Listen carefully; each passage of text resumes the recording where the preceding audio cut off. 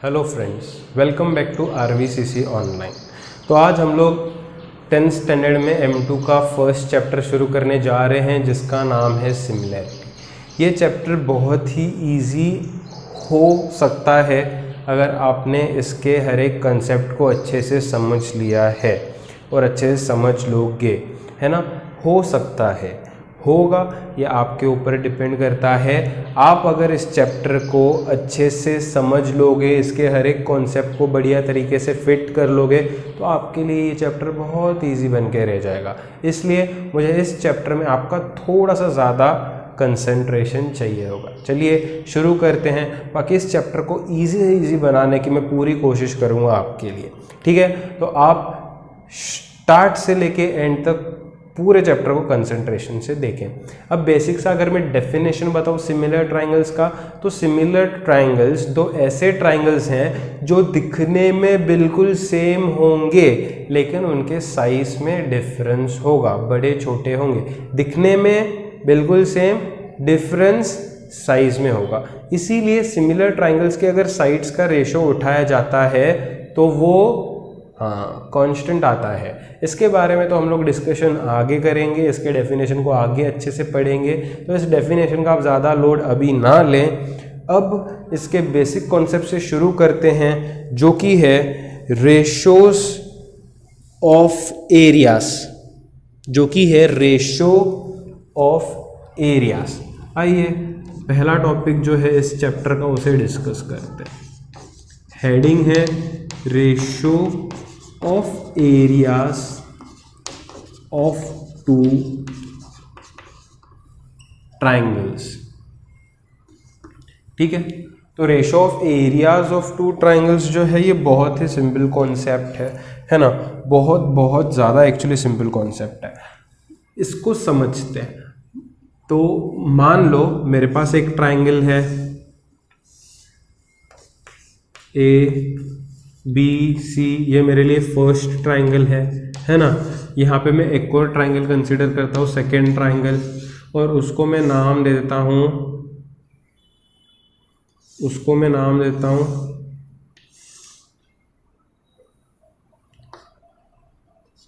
PQR।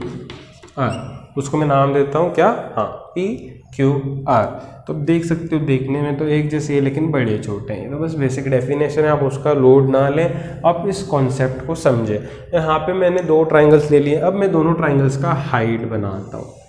ये पहले ट्राइंगल का हाइट बन गया, ये दूसरे ट्राइंगल का हाइट बन गया। इसको मैं नाम देता हूँ M और इसको मैं नाम देता हूँ N। एक बहुत इंपॉर्टेंट बात मैं बता रहा हूँ, जो परपेंडिकुलर बनाता है, अब परपेंडिकुलर 90 है ना, उसी को परपेंडिकुलर बोलेंगे, है ना। तो जो 90 डिग्री बना रहा है वो होता है हाइट। किस पे बना रहा है? वो होता है बेस। अगर मैं कहूँ AM परपेंडिकुलर है, किसको है जी? BC को है ना, तो वो बेस होगा। यहाँ पे तो आपको क्लियरली दिख रहा है, लेकिन कुछ क्वेश्चंस में बच्चे कंफ्यूज होते हैं, न जाने क्यों। बेसिक सा कंसेप्ट है। अगर ये परपेंडिकुलर है तो ये हाइट होगा, किसको है? QR को है, तो ये बेस होगा। हमेशा अपने आप से सवाल पूछो किसको है, हाँ, तो आपको अपना बेस मिल जाएगा, ठीक है। तो मैंने यहाँ पे दो चीज़ें कर ली। मैंने यहाँ पे बना लिया इसका हाइट बेस, इसका हाइट बेस। अब अगर मुझे इसका एरिया ढूंढना है, एरिया ऑफ ट्राइंगल ABC, तो कैसे ढूंढेंगे बताओ? बहुत ही सिंपल है, half into base into height, यही तो फॉर्मूला है। तो मैं लिखूंगा हाफ इंटू, ये परपेंडिकुलर बना रहा है तो ये हाइट होगा। किस पे बना रहा है? BC पे, तो BC मेरा बेस होगा, half into base into AM मेरा हाइट होगा। तो ये मेरे को एरिया ऑफ ट्राइंगल ABC मिलेगा। सेम चीज़ मैं PQR के लिए करूँगा, एरिया ऑफ ट्राइंगल PQR। बताओ क्या है फॉर्मूला? हाँ, half into base into height, यही है ना। तो ये हाफ तो वैसे ही लिखता हूँ, बेस और हाइट क्या होगा? PN परपेंडिकुलर है मतलब हाइट हुआ, किसको परपेंडिकुलर है? QR को, तो वो बेस हुआ, वो बेस हुआ, राइट। तो इस तरीके से ना मैंने यहाँ पे दोनों ट्राइंगल्स जो हैं उनका एरिया निकाल लिया है। अब मुझको क्या करना है? मुझको चाहिए रेशो ऑफ एरियाज। रेशो मतलब area of triangle ABC, ratio मतलब upon area of triangle P Q R. Area इसका रेशो चाहिए ना, है ना, तो इस तरीके से रेशो लिखते हैं। ये तो आपने सीखा है 9th स्टैंडर्ड में। रेशो बनाया मैंने A B C upon P Q R का। बताओ ए बी सी कितना आया था, area of A B C कितना आया था, हाँ, half into B C into A M, correct, upon यहाँ पे क्या आया था पी क्यू आर का area, half into Q R into P N. बताओ हाफ से हाफ मरेगा ना ऊपर नीचे, तो आगे क्या आएगा, आगे आएगा B C into A M upon नीचे Q R into P N. अब मुझे बताओ बी सी क्या है। बी सी जो है वो पहले ट्राइंगल का बेस है, पहले ट्राइंगल का बेस है, इसलिए मैं उसको B1 समझ सकता हूँ, B1 बोल देता हूँ, बेस 1। और AM क्या है, पहले ट्राइंगल का हाइट है, उसको मैं H1 बोल देता हूँ, हाइट 1, पहले ट्राइंगल का, इसलिए तो BC क्या है मेरा बेस 1, AM क्या है मेरा हाइट 1 अपॉन QR क्या है, सेकेंड ट्राइंगल का बेस है, इसको मैं B2 बोलूँ क्या, बोल देता हूँ। PN है, PN क्या है, दूसरे ट्राइंगल का हाइट है, इसको मैं H2 बोल देता हूँ। तो QR और PN की जगह पे मैं लिखता हूँ बेस 2 इंटू हाइट 2। तो यहाँ से मुझे एक चीज़ समझ में आती है, इस पूरे से मुझे एक चीज़ समझ में आती है। क्या समझ में आती है कि कभी भी अगर आप दो ट्राइंगल्स के एरिया का रेशो लोगे तो हमेशा हाफ से हाफ मरेगा। आगे कौन आएगा, बेस और हाइट, बेस और हाइट, समझ रहे हो। तो इसका, इस कॉन्सेप्ट का बताने का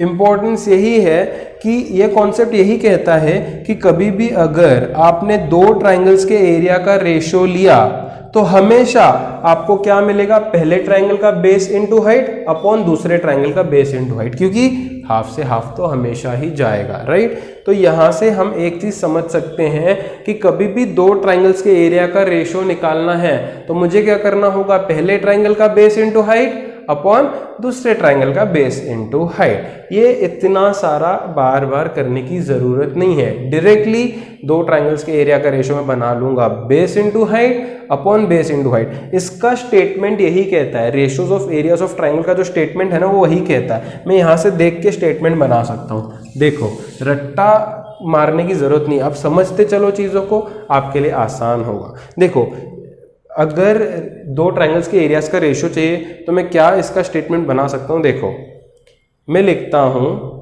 ratio of areas of two triangles, ये दो ट्राइंगल्स के एरिया का रेशियो है। मैं लिखता हूं इसका स्टेटमेंट, अगर आप इसका स्टेटमेंट बनाओगे, आओ बनाते हैं। मैं लिखता हूं इसका statement, ratio of area of two triangles, ये चीज यहां से आई, ratio of areas of two triangles is equal to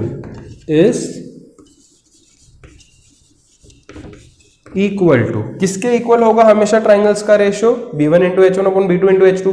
पहले ट्राइंगल का बेस साइड हमेशा ऊपर बचेगा, दूसरे ट्राइंगल का बेस साइड हमेशा नीचे बचेगा, is equal to ratio of, ये भी एक रेशियो ही है, is equal to ratio of, ये बीच में मल्टीप्लीकेशन है ना, ratio of product of bases and, product किसका है, bases and corresponding heights, simple. तो कभी भी अगर आप दो ट्राइंगल्स के एरिया का रेशियो लोगे तो आपको क्या मिलेगा, पहले ट्राइंगल का बेस इनटू हाइट अपॉन दूसरे ट्राइंगल का बेस इनटू हाइट। यही है इस कॉन्सेप्ट का मतलब, कितना सिंपल है।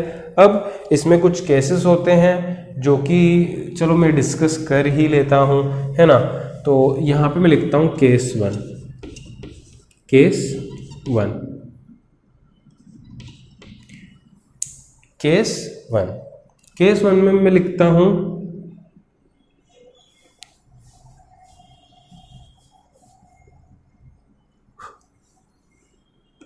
केस 1 को इन्होंने अलग से नाम दिया एरिया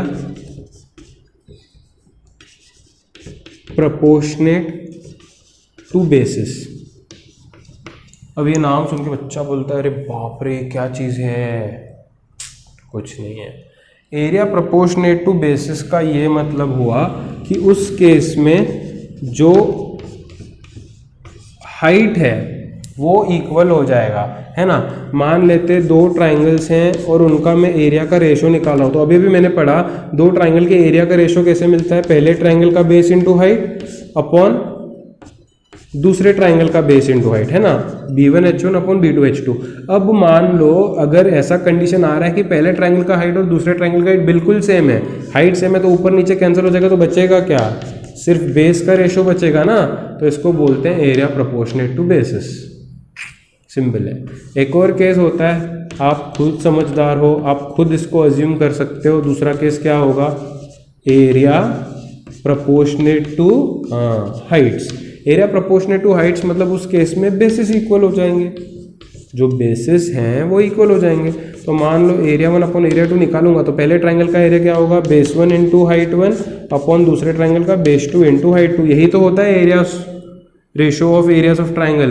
अब बेसिस अगर इक्वल है तो ऊपर नीचे कैंसिल हो जाएंगे, बचेगा क्या, हाइट अपॉन हाइट। तो एरिया किसके प्रोपोर्शनेट हो गया, हाइट के, इसलिए इसका नाम है एरिया प्रोपोर्शनेट टू हाइट। अब इसके नाम से बच्चे न जाने इसको बहुत ही एक मुश्किल चीज़ समझते हैं, कुछ नहीं है, कुछ नहीं है, बहुत सिंपल चीज़ है, ठीक है। तो ये चीज़ भी आपने समझ ली, ये दो केसेस हैं ये आपने समझ लिए। ये जो है ratio of areas of triangle वो क्या कहना चाहता है आपसे वो आपने समझ लिया, है ना। तो कभी भी इसके बाद इसका फ़ायदा क्या है, अब तुम लोग बोलोगे इसको क्यों पढ़ा गया, क्यों पढ़ाया गया, इसका फ़ायदा क्या है। इसका फ़ायदा ये है कि आपको ये चीज़ नहीं करनी पड़ेगी। कभी भी अगर आपको दो ट्राइंगल्स का एरिया का रेशो निकालना है तो सीधे आप base into height upon base into height करोगे। आपको अलग अलग दोनों का एरिया निकाल के रेशो निकालने की कुछ भी ज़रूरत नहीं है। आप सीधे सीधे क्या करोगे, पहला ट्राइंगल लिखोगे, दूसरा ट्राइंगल लिखोगे, इक्वल टू पहले ट्राइंगल का बेस हाइट अपॉन दूसरे ट्राइंगल का बेस हाइट। आपको अलग अलग करने की ज़रूरत नहीं है। तो ये इतना बड़ा जो चीज़ है वो एकदम से शॉर्ट हो जाता है ना। तो ये इसका फ़ायदा है। और एरिया प्रोपोर्शनेट टू हाइट आ गया, एरिया प्रोपोर्शनेट टू बेसिस क्या है ये भी हमने समझ लिया, ठीक है। एक और चीज़ मैं आपको यहाँ पे बताना चाहता हूँ, थोड़ी सी बेसिक चीज़ है लेकिन मैं समझता हूँ आपको वो चीज़ आनी चाहिए। तो आप क्या करें, इसको अच्छे से नोट कर लें, है ना, पॉज करके इसको नोट कर ले, तो मैं वो चीज़ भी डिस्कस कर लेता हूँ।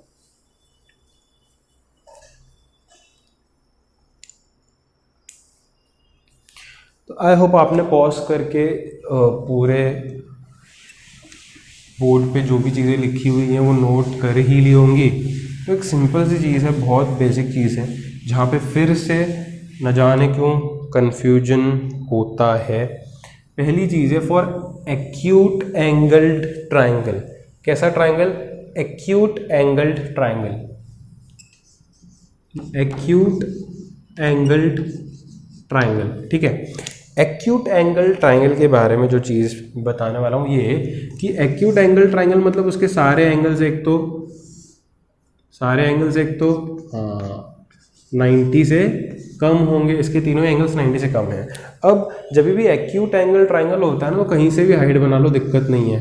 अगर आप यहाँ से हाइट बनाओगे तो ये AM हाइट होगा, ये AM किसको परपेंडिकुलर है, BC को, तो उस केस में BC मेरा बेस होगा। मान लो इसी में अगर आपने ABC में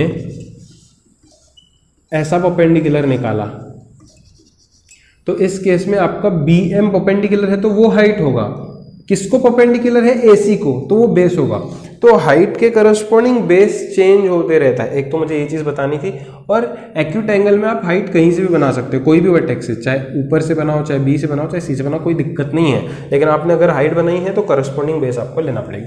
ये हो गई बात एक्यूट एंगल ट्राइंगल की, जहाँ पे बच्चे आगे चल के कन्फ्यूज होते हैं न जाने क्यों।